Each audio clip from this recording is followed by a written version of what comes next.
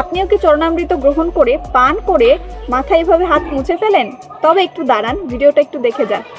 রাধে রাধে। চলুন আর জেনে নেওয়া যাক যে চরণামৃত গ্রহণের সময় কি কি বিধিনিষেধ আমাদের মেনে চলা উচিত।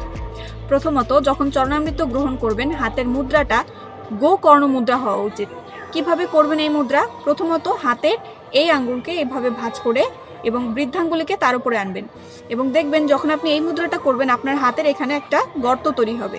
এই স্থানেই চরণামৃত গ্রহণ করতে হয়। প্রভুজিরা যখন চরণামৃত গ্রহণ করবেন আপনার ডান হস্তের নিচে বাম হস্ত রাখবেন এবং মায়েরা কি করবেন, তারা আপনাদের আঁচলটা আপনাদের এই হাতের নিচে নিয়ে তারপর আপনি চরণামৃত গ্রহণ করবেন।